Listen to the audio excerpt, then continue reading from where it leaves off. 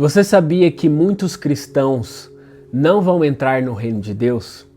Mesmo se tiver reconhecido Jesus como Senhor, mesmo se tiver sido batizado e mesmo se tiver feito muitas obras. Parece loucura, né? Mas em Mateus capítulo 7, nós vemos um grupo de pessoas que fizeram todas essas coisas. Eles reconheceram Jesus como Senhor, fizeram muitos milagres, expulsaram demônios, mas essas mesmas pessoas ouviram do próprio Cristo: nunca vos conheci, apartai-vos de mim os que praticais iniquidade. Por isso que para entrar no reino de Deus, não basta só reconhecer Jesus como Senhor, não basta só ser batizado e não basta fazer qualquer tipo de obras. Porque você pode ter passado a vida inteira servindo na igreja, mas sem nunca ter feito a vontade de Deus. Então, mais importante de tudo que você faz é o porquê você faz. Então hoje nós vamos entender quais são os principais requisitos que nos faz entrar no reino de Deus e reinar com Cristo por 1000 anos nessa terra. E para começarmos essa aula, a primeira coisa que nós precisamos entender é o que é o reino de Deus. A palavra reino, no original, ela significa governo. Então o reino de Deus é o governo de Deus. Por isso que na oração do Pai Nosso ele diz: Pai nosso que estais no céu, santificado seja o teu nome, venha a nós o teu reino, ou seja, venha a nós o teu governo, e seja feita a tua vontade, assim na terra como no céu. Por que assim na terra como no céu? Porque no céu é onde a vontade de Deus é feita. E aí talvez alguém diga: então quer dizer que a vontade de Deus não é feita na terra? Hoje a vontade de Deus ela é feita em partes. Mas um dia, lá em Apocalipse vai dizer que quando Jesus vier em sua glória, a palavra diz que o reino do mundo se tornou do nosso Cristo. Então hoje, o reino de Deus ele é manifesto em partes, mas quando ele vier em sua glória, será manifestado em sua plenitude. E quando nós olhamos para esse texto da oração do Pai Nosso, uma coisa muito interessante é que Jesus nos ensina a chamar o reino para nós. Depois vai ter outro texto onde ele diz: o reino de Deus não está lá ou nem está ali. O reino de Deus está dentro de vós. Então primeiro eu oro: venha o teu reino. E depois a palavra diz: o reino está dentro de vós. Então o que é aquilo que está dentro de mim? É o governo de Deus. Por isso que nem todos aqueles que são crentes tem um reino de Deus. Por quê? Porque a vontade de Deus não é feita através da vida dela. É ela que governa. É ela que vive pelas suas paixões, pelas suas próprias vontades. Por isso que o reino de Deus não está dentro de todos, mas somente daqueles que se sujeitam a Deus. Então tem muitos crentes que aparentam ter o reino de Deus só porque são crentes. Mas se você faz a sua própria vontade, o reino de Deus não está dentro de vós. Por quê? Porque o reino de Deus está aonde a vontade de Deus é feita. Então olha só, Jesus nos ensina a orar chamando o reino de Deus para nós, ou seja, o governo de Deus. Depois ele diz que o governo de Deus não está nem ali e nem cá, o governo de Deus está dentro de vós. Só que uma vez que o governo de Deus está dentro de nós, eu não posso mais governar a minha vida. Porque uma vez que eu governo a minha vida, eu faço a minha vontade, mas uma vez que eu morro, eu abro espaço para que o próprio Deus governe a minha vida e assim ele faça a sua própria vontade através de mim. Então nem todo crente tem um reino dentro de vós. Em Marcos capítulo 10, versículo 15, vai dizer assim, ó: em verdade vos digo que qualquer que não receber o reino de Deus, não receber o reino de Deus como criança, de maneira nenhuma entrará nele. Então como que eu recebo o reino como criança? É quando eu não faço mais o que eu quero, mas aquilo que o meu Pai quer que eu faça. Por isso que Jesus diz: eu não vim para fazer a minha própria vontade, mas a vontade de meu Pai. Então nós, como criancinhas, só podemos receber o reino quando não fazemos mais as nossas próprias vontades, mas quando nós nos sujeitamos à vontade do nosso Pai. Então como que eu recebo o reino de Deus como uma criança? Presta atenção.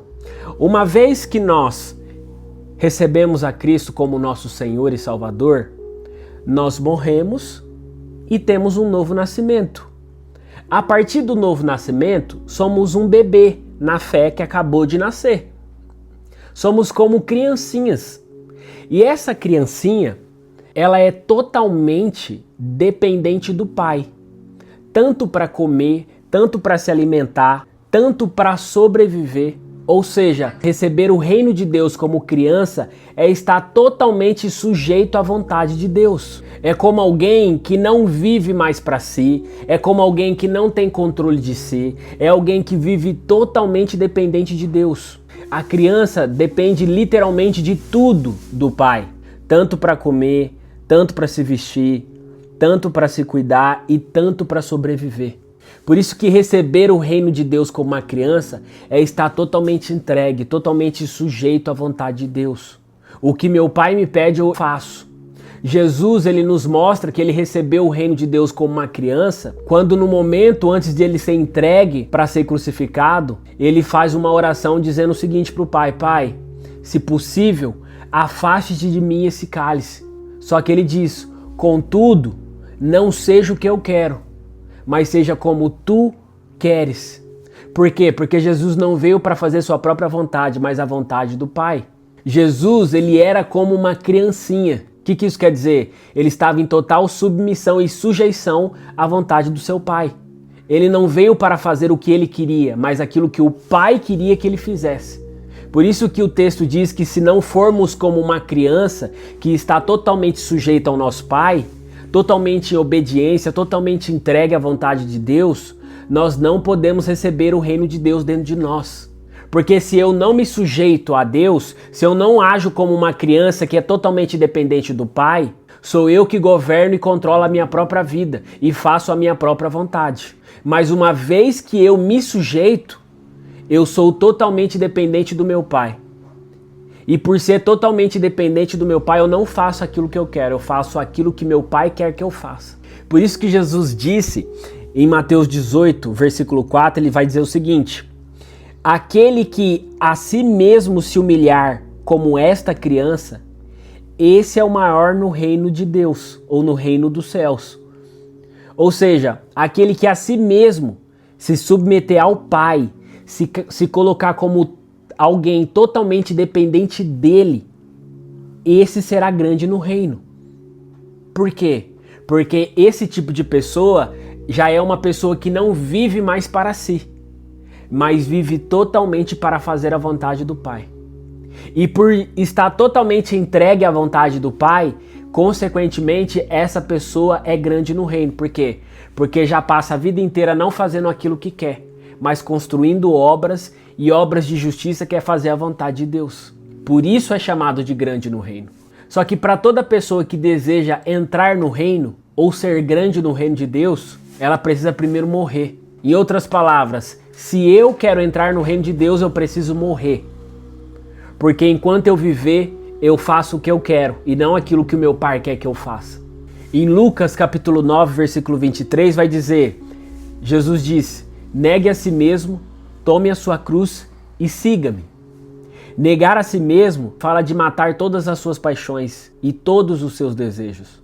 Tomar a sua cruz fala de alguém que morreu ou de alguém que se considera como morto, ou como um sacrifício vivo, ambulante, que anda pela terra como alguém que já se considerou como morto e vive até o final dos seus dias fazendo a vontade de Deus.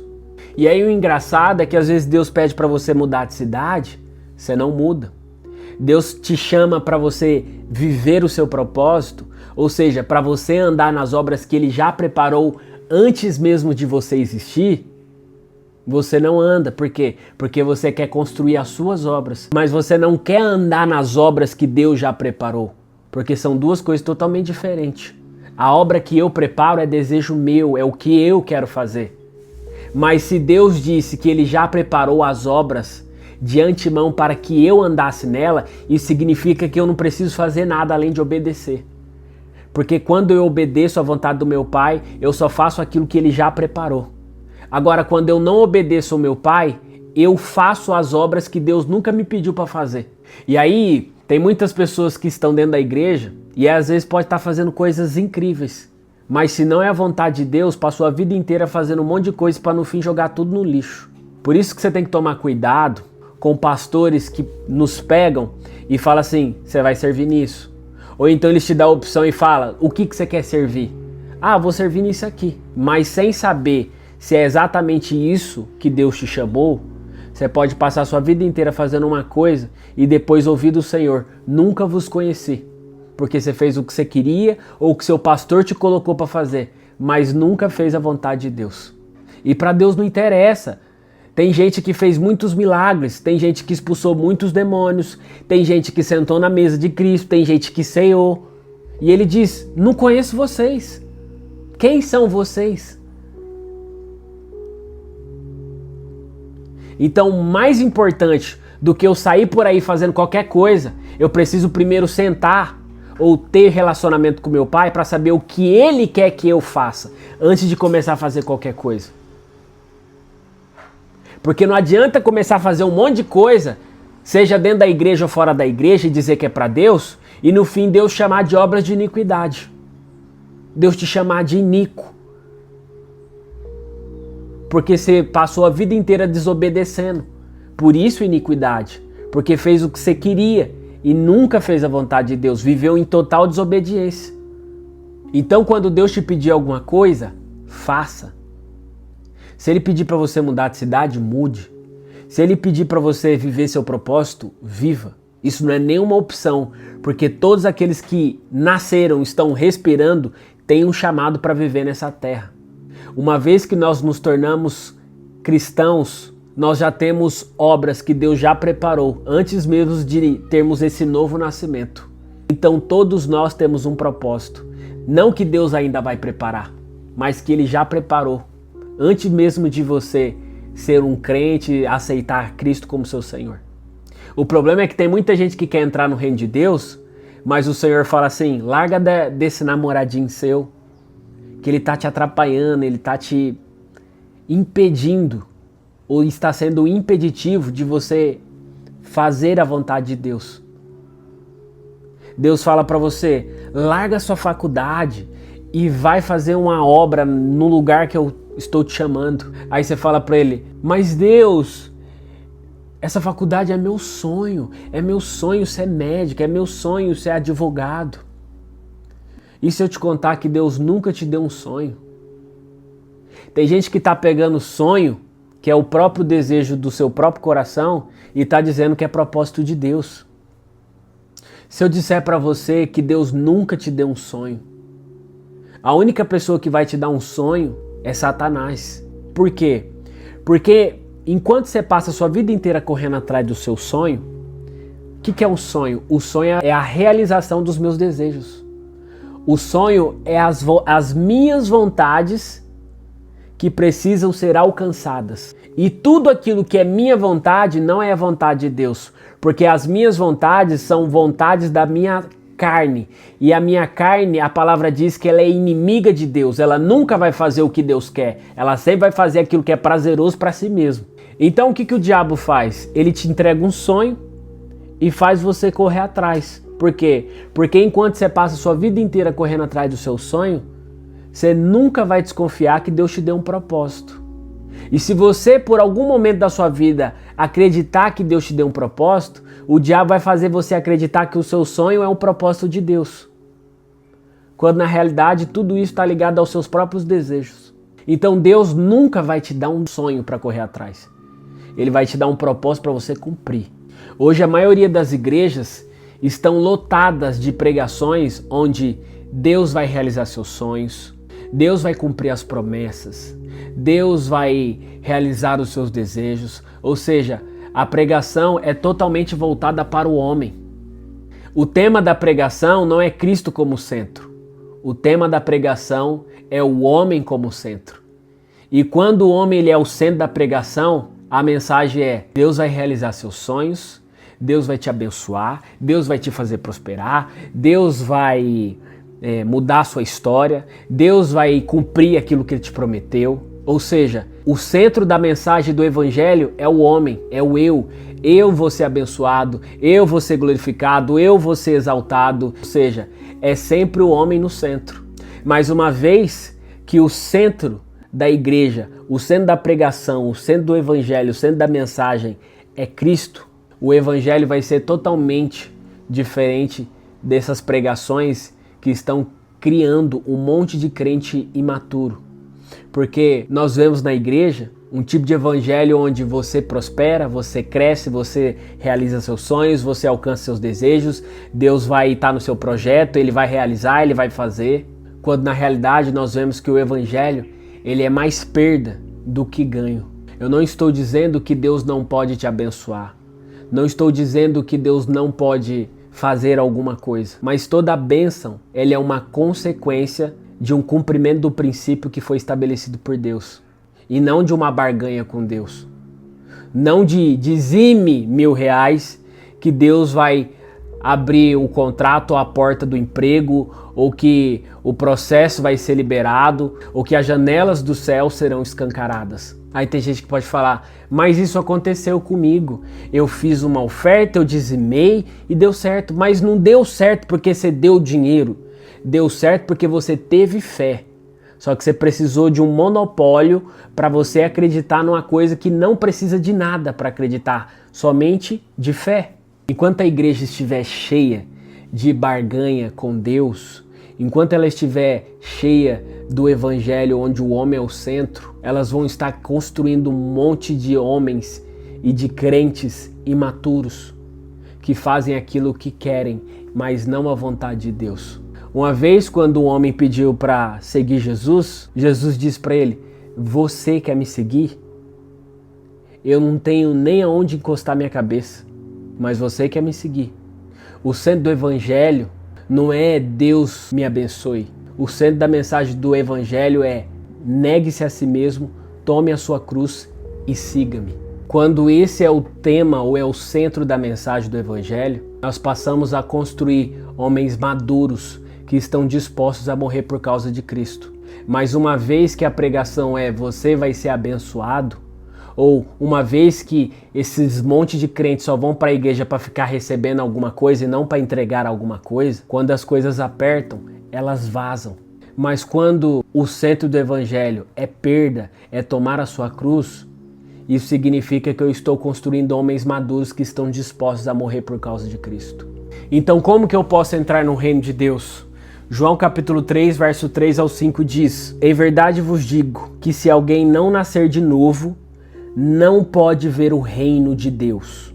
Perguntou-lhe Nicodemos, como pode um homem nascer sendo velho? Pode porventura voltar ao ventre materno e nascer segunda vez? Jesus disse, em verdade te digo, que quem não nascer da água e do Espírito, não pode entrar no reino de Deus. Então, uma vez Jesus tendo uma conversa com um grande homem religioso, um mestre da lei, Jesus foi explicar para ele as coisas do reino. E aí Jesus diz que se alguém não nascer de novo, não pode ver o reino de Deus.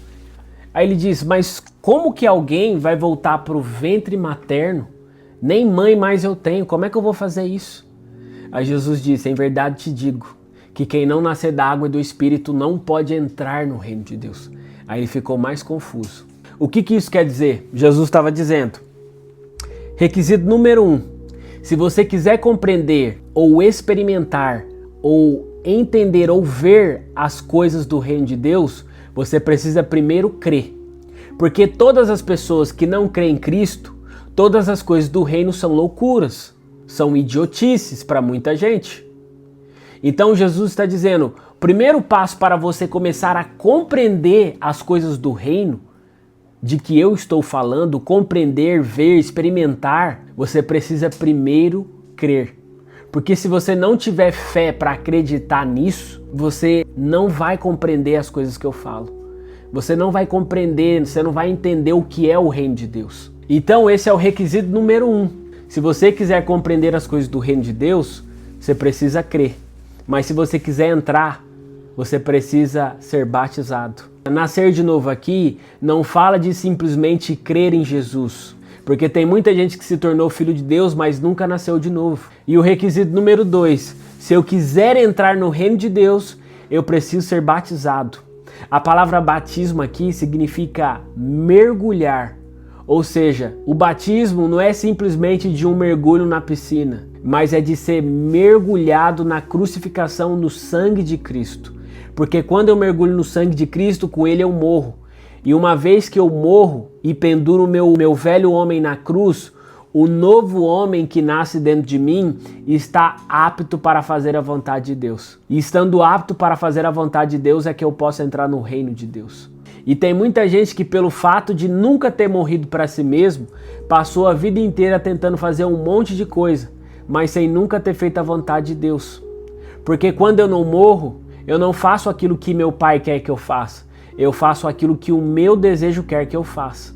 Por isso que todos nós, cristãos, precisamos negar a nós mesmos, tomar a nossa cruz e seguir a Cristo.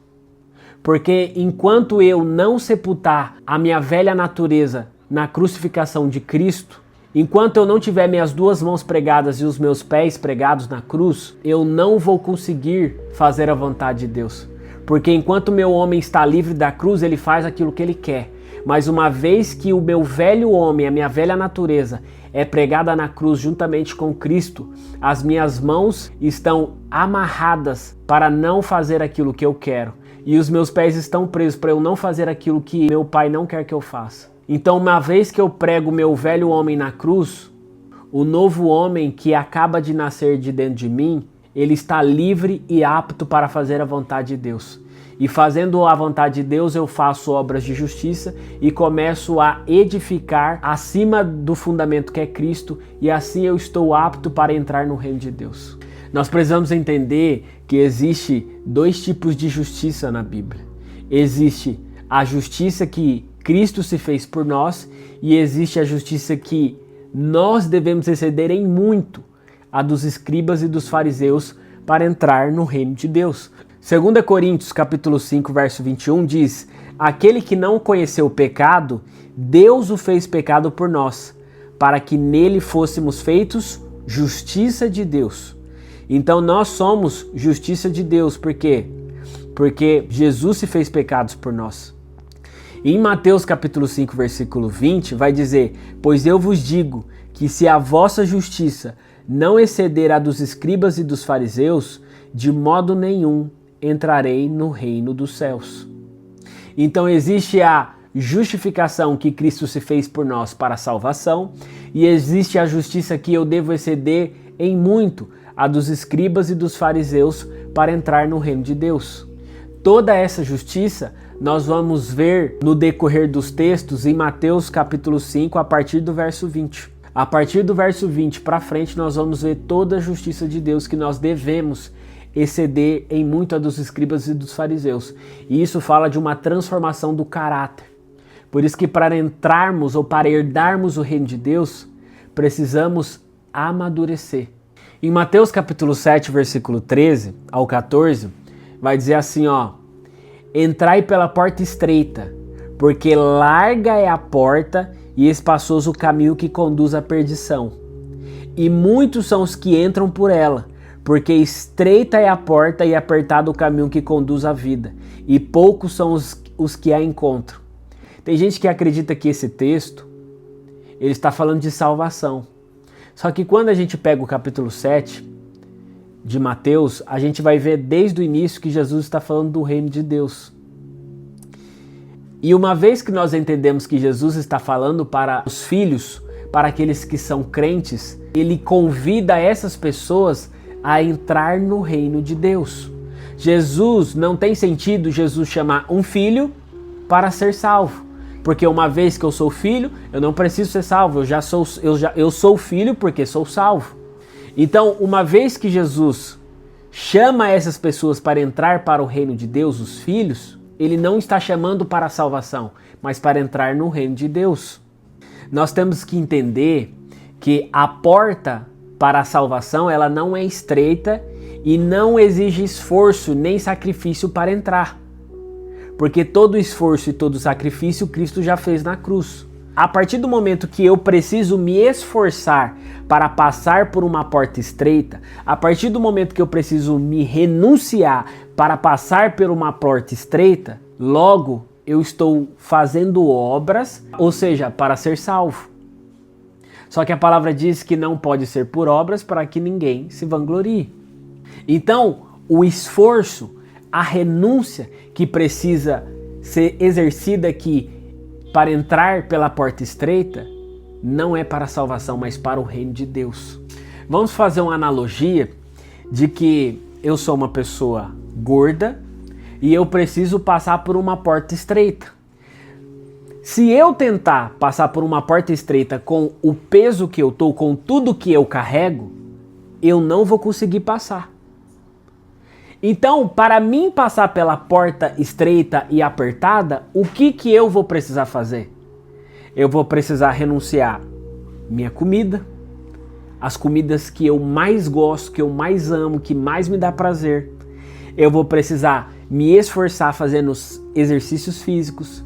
Eu vou precisar ter uma rotina. Eu vou precisar ser regrado e disciplinado todos os dias, tanto para se alimentar bem quanto para praticar exercício físico. Porque fazendo tudo isso, eu vou diminuir o meu tamanho e diminuindo o meu tamanho eu consigo passar pela porta que é estreita. Ou seja, o que isso quer dizer? Que para entrar no reino de Deus eu vou precisar deixar muitas coisas para trás.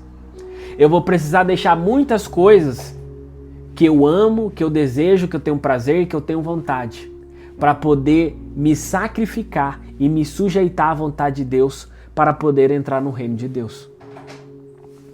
Então esse texto aqui nada tem a ver com salvação. E quando ele diz que a porta é larga e espaçoso o caminho que conduz à perdição, a gente precisa entender que o caminho da perdição aqui no grego é também traduzido como, não só como perdição, mas como perda, como dano, como fracasso ou como inutilidade, ou seja, a perda do reino, a exclusão do reino. O caminho largo é fazer a própria vontade, é ter vivido pelos meus próprios desejos, por aquilo que eu quis. E o caminho da perdição pode também falar de uma disciplina, mas não de ser condenado ao inferno. Porque todas as coisas que as pessoas veem como ruim, elas acham que é inferno. Mas a palavra que foi utilizada nessa tradução aqui, como perdição, pode ser também traduzida como dano, como perda, como fracasso, como inutilidade. Isso também pode apontar para um estado de disciplina. Então nós entendemos que para entrar no reino existe uma porta. E essa porta, ela é estreita. E não só estreita, mas ela também é uma porta de fogo. A palavra vai dizer assim, que quem não nascer da água e do Espírito não entra no reino de Deus. Então nós entendemos que existe uma entrada, uma porta. Essa porta, ela não somente é estreita, mas como também é uma porta de fogo. 1 Coríntios capítulo 3, verso 12 ao 15 diz: Contudo, se o que alguém edifica sobre o fundamento é ouro, pratas, pedras preciosas, madeira, feno e palha, vai se manifestar a obra de cada um, pois o dia demonstrará, porque está sendo revelada pelo fogo. E qual seja a obra de cada um, o próprio fogo o provará. Então o texto está dizendo que nós precisamos edificar as nossas obras sobre o fundamento. Quem é esse fundamento? Esse fundamento é Cristo. Uma vez que o fundamento é Cristo, eu não posso fazer o que eu quero. Eu tenho que fazer aquilo que o meu Pai quer que eu faça, porque a obra é dele. Ele que lançou o fundamento, ou seja, a base, a sustentação, para edificarmos as obras. Só que aí o texto também vai dizer que existe dois grupos de pessoas. Aqueles que vão edificar obras de madeira, feno e palha, e aqueles que vão edificar obras de ouro e pedras preciosas. Independente do que cada um aqui edificar sobre o fundamento que é Cristo, o fogo vai provar. E que fogo é esse que vai provar? É o fogo dos olhos de Cristo. A palavra fala que Jesus vem sobre as nuvens, no cavalo branco, com os olhos pegando fogo. Esses olhos pegando fogo, quando ele vier em sua glória, fala de um olhar que ele vê além das nossas aparências. Ele vê o íntimo do nosso coração. Ele vê as intenções, as motivações, o porquê nós fazemos o que estamos fazendo. Então esses olhos como chamas de fogo é capaz de ver tudo aquilo que está em oculto, no mais íntimo do nosso coração. Por isso que nada ficará em oculto diante dos olhos como chamas de fogo de Cristo. Porque todas as nossas obras serão testadas pelo fogo. Todas as nossas obras serão vistas por Cristo. E Ele, com esses olhos como chamas de fogo, vai provar todas as nossas obras e vai ver todas as intenções do que fazemos e por que fazemos. E por que isso é importante? Porque tem muitos pastores dentro da igreja que servem dentro da igreja, pastoreiam uma igreja, não porque foi chamado, não porque está fazendo a vontade de Deus, mas por causa de um salário. Tem muita gente servindo dentro da igreja, não para fazer a vontade de Deus, mas por causa de uma namoradinha. Tem muita gente dentro da igreja fazendo um monte de coisas que parecem ser para Deus, mas estão com as intenções erradas. E todas essas intenções serão reveladas através dos olhos como chamas de fogo de Cristo. Nada ficará em oculto diante desses olhos. E esses olhos também como chamas de fogo, em Apocalipse, no capítulo 2 e no capítulo 3, esses olhos de chamas de fogo, ele é sempre direcionado para a igreja e não para o mundo. Por quê? Porque Cristo com seus olhos como chamas de fogo, ele nos purifica, ele nos corrige. Os olhos como chama de fogo não é para corrigir ou para purificar os ímpios, mas é para disciplinar a igreja. E aí o texto continua dizendo: se permanecer a obra de alguém que sobre o fundamento edificou, esse receberá galardão. Então, a obra que passa pelo fogo e permanece, essa pessoa recebe galardão. Ela passa pela porta de fogo e entra no reino, porque suas obras foram aprovadas por Cristo. E quais são as obras que são aprovadas e que passam pelo fogo? As obras de pedras preciosas e de ouro. Essas obras, elas são conhecidas como as obras daqueles que fizeram a vontade de Deus. Mas as obras de madeira, feno e palha são obras de pessoas que passaram a vida inteira fazendo aquilo que elas achavam que era certo, os desejos dos seus corações, os seus sonhos realizados, e que elas destinavam tudo isso para Deus, mas nunca foi para Deus. Foi pelos seus próprios interesses, foi pelas suas próprias vontades, mas nunca pela vontade de Deus. E essas obras, elas são inúteis para Deus. Por isso que quando lançada no fogo, elas são queimadas, elas viram pó, não sobra nada. Por isso que eles não podem receber galardão e entrar no reino de Deus. Contudo, olha o que o texto vai dizer. Se a obra daquele se queimar, sofrerá ele dano. Ou seja, a disciplina. Lembra? Existe a segunda morte e existe o dano da segunda morte. O dano da segunda morte fala da disciplina. E o que essa pessoa aqui, que tiver as suas obras queimadas, ele vai sofrer o dano da segunda morte, ou seja, a disciplina no reino de Deus. Por que ele vai sofrer a disciplina no reino de Deus? Porque ele é um crente maturo. As obras dele se queimou porque ele não fez aquilo que o pai queria que ele fizesse. Ele fez aquilo que ele queria. Ele ainda estava preso às paixões do mundo, às suas próprias vontades, e não à vontade de Deus. E todas as nossas obras que é feita pelas minhas vontades, isso não presta para Deus, por isso que é queimada pelo fogo. E o texto continua dizendo: mas se a obra de alguém se queimar, sofrerá ele dano, mas esse mesmo será salvo. Todavia, como que através do fogo. Olha o que o texto está dizendo. O crente que é salvo, presta atenção que eu vou falar. O crente que é salvo, ele vai ter as suas obras testadas pelo fogo. Essas pessoas aqui, essas obras aqui, não são dos ímpios, são dos crentes. Porque somente os crentes que vão comparecer ao tribunal de Cristo para receber galardão ou para receber disciplina.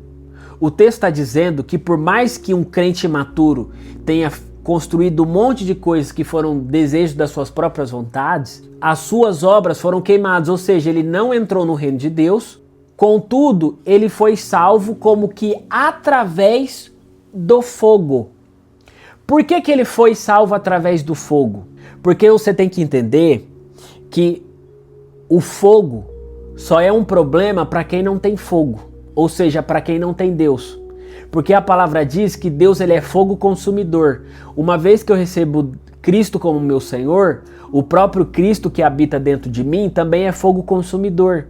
Por isso que uma vez que um crente ele é lançado no fogo, o fogo não se torna um problema para ele, porque ele tem o fogo dentro de si. O fogo só é um problema para quem não tem fogo dentro de si, ou seja, para os ímpios que nunca recebeu Cristo como seu Senhor. Por isso que em Salmos 68, capítulo 68, versículo 2 e 3, diz que assim como a cera derrete no fogo, assim acontece com os ímpios na presença de Deus. Porém, os justos, eles pulam, cantam e dançam na presença de Deus. Ou seja, o fogo só é um problema para os ímpios.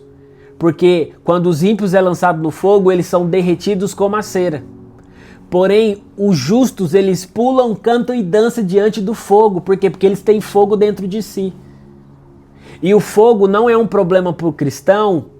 Pelo contrário, se você pegar um crente e lançar ele no inferno, ele sai mais forte. Por quê? Porque o fogo não queima crente, o fogo só purifica tudo aquilo que é imundo que está dentro do crente. Por isso que aquele crente que teve suas obras queimadas, ele é salvo contudo que através do fogo.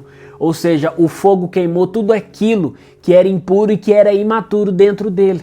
E uma vez que esse crente ele é disciplinado, seja através do fogo, no final do milênio, durante um período do milênio, ele está apto para sair da disciplina e entrar na Nova Jerusalém e morar eternamente com o Senhor. Então, mais uma vez nós vemos que não adianta só chamar Jesus de Senhor, não adianta só fazer qualquer obras, não adianta ser só batizado. O mais importante, além de tudo isso que também é importante, é eu estar alinhado com a vontade de Deus para que eu possa fazer não aquilo que eu quero, mas aquilo que meu Pai quer que eu faça.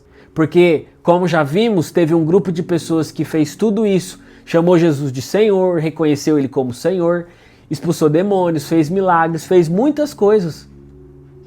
Mas Jesus diz, não vos conheço. Nunca vos conheci. Apartai-vos de mim os que praticais obras de iniquidade. Um detalhe interessante é que essa palavra conheci aqui, ela é a mesma palavra utilizada em Mateus capítulo 1, versículo 25, onde diz que José conheceu Maria.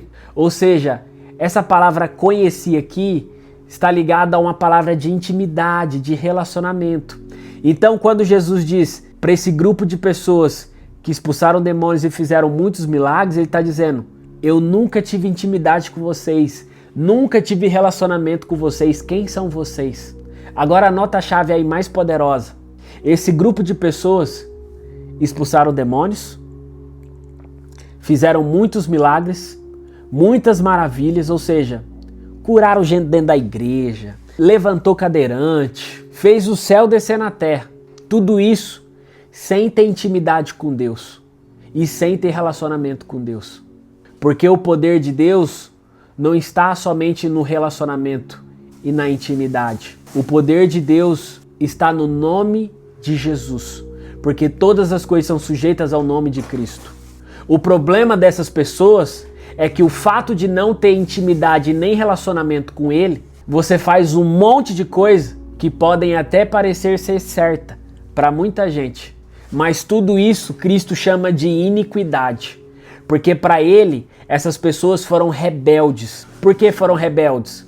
Porque teimaram em fazer aquilo que queria, mas não em fazer a vontade de Deus.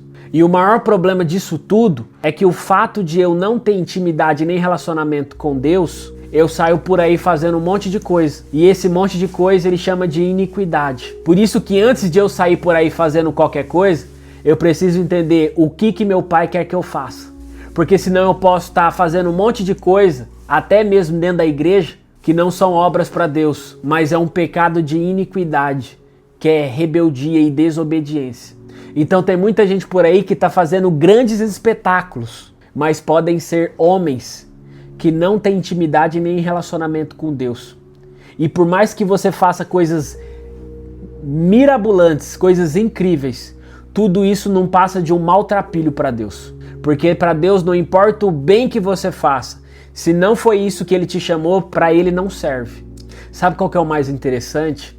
É que tem muitas pessoas que estão dentro da igreja, são crentes, são cristãos. E digo mais, tem cristãos, os mesmos, que vão todos os dias para a igreja, são salvos, fazem tudo bonitinho, mas muito desses ouvirão do Senhor: não sei quem vocês são. Olha o que vai dizer Lucas capítulo 3, versículo 24. Passava Jesus por cidades e aldeias, Jesus estava passando, e ensinando e encaminhando para Jerusalém. E alguém lhe perguntou: Senhor, são poucos os que são salvos? Aí Jesus, quando ele vai falar do reino, ele vai começar a usar parábolas para falar do reino.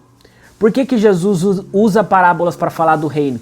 Porque o reino de Deus, eles são para todos, mas nem todos estão aptos para entender as coisas do reino. Então ele fala por parábolas para que as poucas pessoas entendam o que ele realmente está falando. Ou seja, para eu entender as coisas do reino de Deus, eu preciso amadurecer como pessoa. Não só amadurecer, mas para compreender eu preciso crer.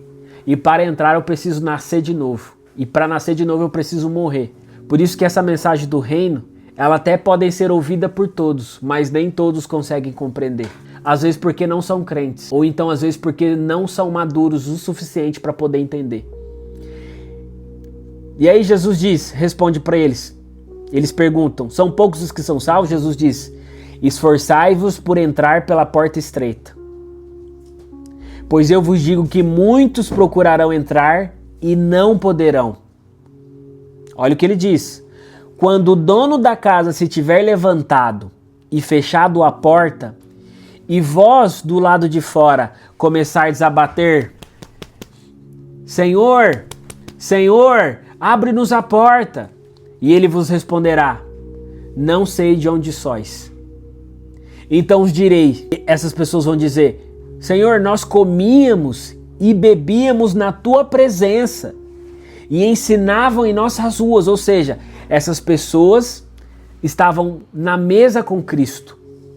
Tomavam ceia, comia do pão, tomava do cálice, participava das reuniões. Presta atenção. E aí Jesus diz para ela: eu não sei de onde vocês são. Quem são vocês? Apartai-vos de mim, vós todos os que praticais iniquidade. Olha o que Jesus está dizendo para um povo que está dentro da igreja. Vocês sentam numa mesa, vocês ceiam, vocês comem do pão, bebem do vinho, vocês podem até servir dentro da igreja, servem dentro da igreja, mas não estão fazendo aquilo que eu quero que vocês façam. E por não fazer aquilo que eu quero que vocês façam, o que Jesus diz que eles estão fazendo? Obras de iniquidade. É igualzinho aquele grupo de pessoas que expulsou demônios, que fez um monte de coisa. Se você olha, você fala: como que isso não é a vontade de Deus? Pode ser para outras pessoas, mas para outras não podem ser. Porque para cada pessoa, Jesus chamou por um propósito específico. Então ele está dizendo para o povo que está no meio da igreja: não sei quem vocês são. E isso que ele está dizendo, que não reconhece essas pessoas, não é para a vida eterna, mas é para entrar no reino de Deus. Elas batem, pedem para entrar, talvez na Nova Jerusalém, onde Cristo estará sentado e reinará com seus vencedores. E aí talvez esse grupo de pessoas batem na porta e falam: Senhor, Senhor, nós participávamos das reuniões, nós sentamos na mesa, ceamos, servimos dentro da igreja. E ele vai dizer: quem são vocês? Nunca vos conheci. Então Jesus diz: apartai-vos de mim os que praticais iniquidade. E olha o que ele diz para essas pessoas que vão bater na porta e vão pedir para entrar no reino. Olha o que ele diz: ali haverá choro e ranger de dentes, quando virdes no reino de Deus Abraão, Isaque, Jacó e todos os profetas, mas vós lançados fora. Muitos virão do ocidente e do oriente, do norte e do sul, e tomarão lugares à mesa no reino de Deus. Contudo, há muitos que virão a ser primeiros e primeiros que serão últimos. Então olha o que Jesus está dizendo. Quando Jesus vier em sua glória, ele vai estabelecer seu reino sobre a terra e provavelmente o seu reino ele se inicia por Jerusalém. Ali ele vai sentar no terceiro templo, que provavelmente vai estar construído. Ele vai sentar no seu trono e ali ele vai começar o seu governo. Mas ainda muitas pessoas que estão fora de Jerusalém vão tentar entrar na Nova Jerusalém e vão bater na porta e vão dizer: Senhor, Senhor, deixa-nos entrar. E ele vai dizer: eu não sei quem vocês são. Aí eles falam: mas como vocês não sabem? Como você não sabe quem nós somos? Nós participamos da igreja, nós íamos para o culto todos os dias, nós sentamos na mesa, nós ceamos com o Senhor, nós servimos lá dentro. Aí ele diz: eu não vos conheço, apartai-vos de mim os que praticais iniquidade. Ou seja, são crentes que serviram, cearam, fizeram um monte de coisa, mas nunca fizeram a vontade de Deus. E por isso são lançados fora do reino, por isso que não entram no reino. E aí Jesus diz que ali haverá choro e ranger de dentes. Por quê? Porque mesmo eles fora do reino de Deus ou de Jerusalém, onde é o início do reino de Cristo, ali eles vão ver na mesa Abraão, Isaac, Jacó e todos os profetas reunidos na mesa no reino de Cristo. E por verem os caras reinando com Cristo, eles vão chorar e ranger os dentes, porque ficarão fora e além de ficar fora serão disciplinados. Então nós temos que tomar cuidado, porque a gente pode ter passado a vida inteira feito tudo isso dentro da igreja e nunca ter feito a vontade de Deus. E sabe por que tem muitas pessoas também que não reinam? Porque tem muitas pessoas que, além de ter muita dúvida sobre a sua salvação, elas também têm muita dúvida do seu chamado, do seu propósito, a clareza. E na carta de 2 Pedro, do capítulo 1, do verso 10 ao 11, ele vai nos convidar a termos certeza tanto da nossa salvação quanto do nosso chamado. Olha o que ele vai dizer: por isso, irmãos, procurai com diligência, cada vez maior, confirmar a vossa vocação, ou seja, o vosso chamado, o vosso propósito, e eleição, ou seja, que vocês foram escolhidos. Por quê? Porque se vocês terem certeza e a confirmação de que vocês foram chamados por Deus, assim vocês não tropeçarão em tempo nenhum. E aí, dessa maneira, é que vos será amplamente suprida a entrada no reino eterno de nosso Senhor e Salvador Jesus Cristo. A palavra está nos chamando a ter clareza do nosso chamado, da nossa salvação. Por quê? Porque quando eu tenho certeza daquilo que Deus quer que eu faça, eu não vou fazer obras de iniquidade, mas vou fazer aquilo que o meu Pai quer que eu faça. E quando eu tenho certeza da minha salvação, eu não fico procurando mais salvação. Porque todo crente que não tem certeza de que é salvo, ele acorda no inferno e dorme salvo. Ele acorda condenado e dorme justificado. É o tempo inteiro assim. Uma hora eu tô salvo, uma hora eu tô perdido. Uma hora eu tô no inferno, uma hora eu tô no céu. E aí você fica num loop infinito. Uma hora salvo, uma hora perdido. Uma hora salvo, uma hora perdido. E aí eu fico dentro da igreja buscando salvação, perdendo salvação. Buscando salvação, perdendo salvação. Aí eu vou uma hora lá, volto para a igreja, faço reconciliação. Vem aqui você que uma vez reconheceu Jesus e se perdeu, volte aqui. E aí você vai receber a salvação de novo. E sabe qual que é o engraçado? É que as pessoas que acreditam que salvação se perde, por que essas pessoas chamam os crentes para ir lá na frente fazer reconciliação se ele já perdeu? Não tem sentido.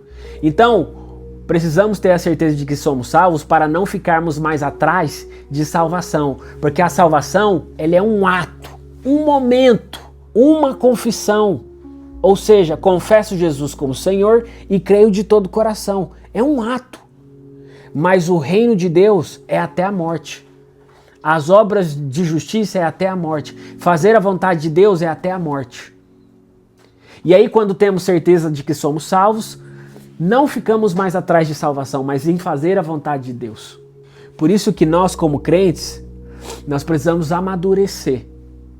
Porque enquanto crente imaturo, você é soprado como folha seca. E o vento que te sopra são os ventos de doutrinas. Ou seja, uma hora você acredita numa coisa, outra hora você acredita em outra e outra, porque vem um fala uma coisa, aí vem outro fala outra, e você não estuda. Por isso que nós precisamos amadurecer. Porque se você não amadurecer, você não está apto para nem fazer a vontade de Deus e nem de entrar no reino. Para que eu possa herdar o reino de Deus, eu preciso amadurecer. Porque uma vez que eu sou filho de Deus e não amadureço, eu, sendo filho e um escravo, não tem diferença. Por quê? Porque mesmo que eu seja um filho dono de tudo, mas imaturo, não posso herdar aquilo que é meu por herança. Por quê? Porque meu pai nunca vai me dar aquilo que eu não tenho maturidade de lidar. Porque uma vez que meu pai me dá aquilo que eu não tenho maturidade para sustentar, o meu pai não está me abençoando, ele está me matando. Nenhum pai responsável, ele vai dar um carro para uma criança de 10 anos dirigir. Por quê? Porque ela não tem maturidade nem para dirigir o carro, nem habilidade, nem para lidar com leis de trânsito, nem para lidar com outras pessoas ainda. E uma vez que eu faço isso para um filho imaturo, eu não estou abençoando, eu estou matando ele. Por isso que em Gálatas capítulo 4, versículo 12 diz: ainda que o herdeiro é menor, de nada difere de um escravo. Ou seja, um filho de Deus imaturo e um escravo não muda nada. Porque mesmo que o filho de Deus, sendo dono de tudo, mas ainda é imaturo, ele não pode tomar posse de tudo que é dele. Por quê? Porque ainda é imaturo. Então ele e um escravo é a mesma coisa. O escravo não tem nada para herdar e é pobre de tudo. O filho, mesmo tendo herança, não pode receber porque é imaturo. Então os dois juntos é a mesma coisa. Por isso que nós precisamos amadurecer como filhos de Deus. Porque quanto mais eu amadureço, mais apto eu estou para herdar aquilo que Deus me chamou, para tomar posse, que é o reino de Deus. E o que você tem que entender é que maturidade para Deus não é o tanto que você cresce como pessoa, é o tanto que você morre. Porque quanto mais morto, mais maduro eu fico. O ápice da maturidade na natureza é a morte. A fruta, ela amadurece tanto que ela apodrece e morre. Por isso que o seu nível de maturidade depende do tanto que você morreu para si mesmo. Por isso que alguém que quanto mais morre para si, mais maduro ele é para Deus. Por quê? Porque quanto mais morro eu, mais Cristo vive em mim. E quanto mais Cristo vive em mim, mais apto eu estou para fazer a vontade do meu Pai. E fazendo a vontade do meu Pai, eu edifico obras de justiça e assim eu estou apto para entrar no seu reino. E ainda tem gente que acredita que maturidade é o tanto de conhecimento que eu tenho ou que eu coloco para dentro. Não é isso. Maturidade é o tanto que eu morro. Quanto mais morto, mais maduro. E quanto mais maduro, mais pronto eu estou para herdar todo o reino que está preparado para nós, antes mesmo da fundação do mundo. E aí, no final daquele versículo de Lucas ainda, ele continua dizendo assim, ó: há últimos que serão primeiros e primeiros que serão últimos. Por quê? Porque ali também está relacionando aos trabalhadores da última hora. Quem são os trabalhadores da última hora? Somos nós, ou deveríamos ser nós. Os trabalhadores da última hora são aqueles que chegam por último, ou seja, quanto mais próximo da volta de Cristo, e eles fazem um combinado com o seu Senhor, trabalham menos, ou seja, fazem muito menos, e ainda assim recebem o mesmo tanto daquele que combinaram no início com Cristo.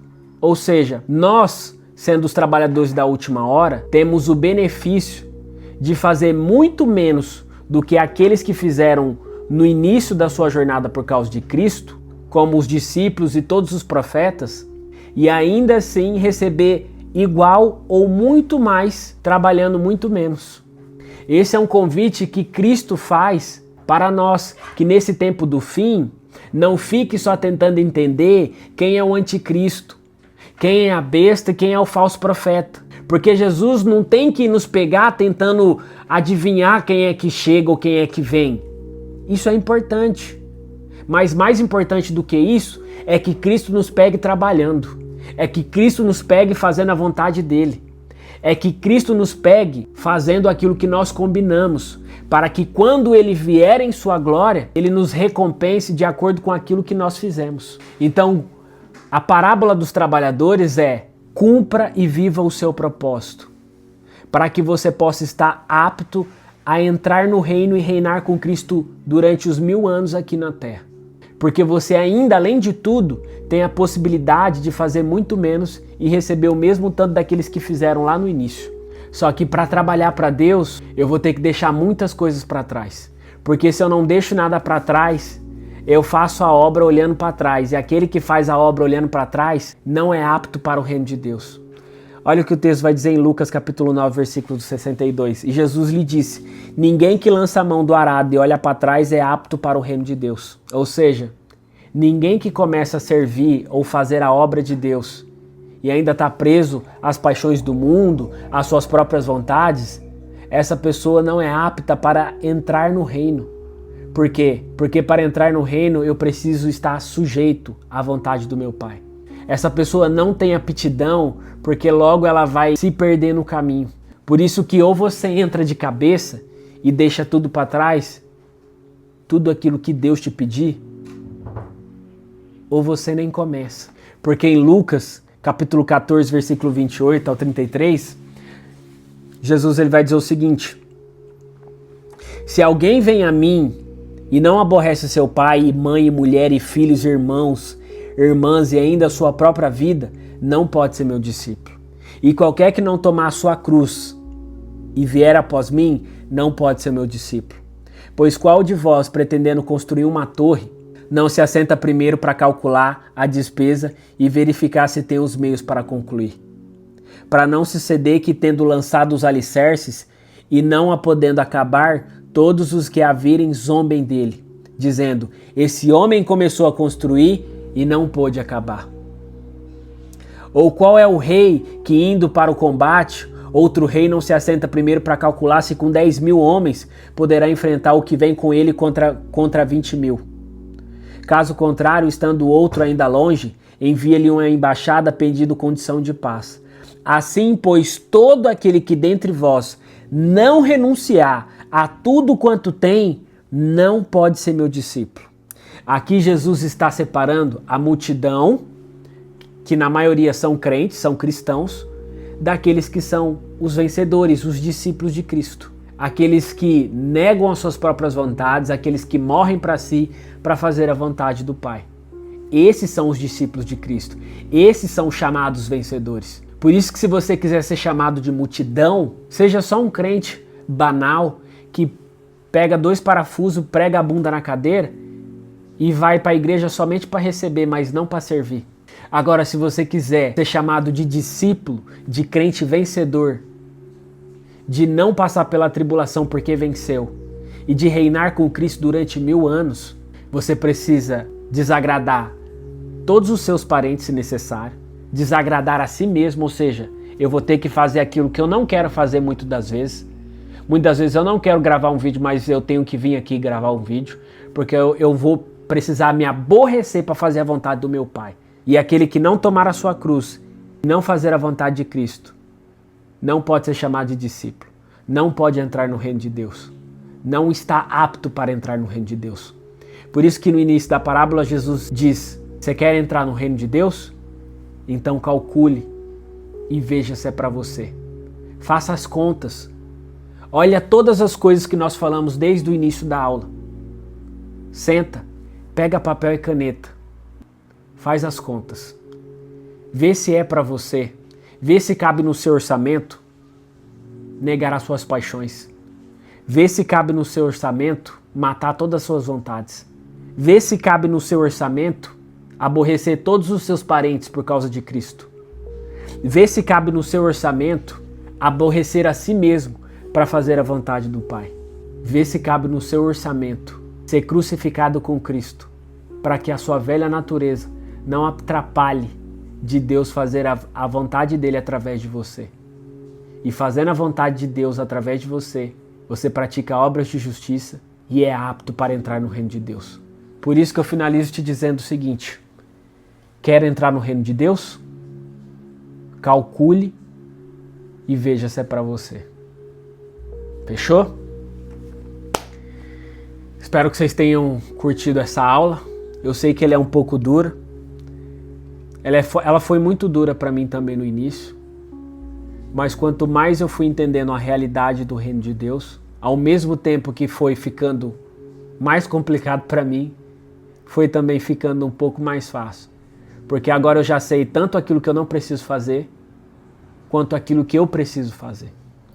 Por isso que o desejo do meu coração é que você receba essa mensagem, essa aula e viva todas essas coisas, para que quando Cristo vier em sua glória, nós sejamos achados como crentes vencedores, que fizemos a vontade do Pai e entramos no reino. Por isso, irmãos, se esforcem, deem tudo de si, para que nós possamos nos encontrar no reino de Cristo. Lembre-se que Paulo diz que todas essas coisas aqui da terra, elas podem até ser maravilhosas para a nossa carne, mas Paulo vai chamar de esterco, Paulo vai chamar de prejuízo, quando comparado ao reino de Deus. E lembre-se que a palavra diz que a nossa carne, ela é inimiga de Deus. Então, uma vez que ela é inimiga de Deus, ela também precisa ser minha inimiga. Então, a minha carne não vai fazer o que eu quero. Eu vou sepultá-la para que Cristo viva em mim e através de mim Ele reine sobre a terra. Fechou? Pega esse vídeo, deixa seu like, comenta aqui o que você achou.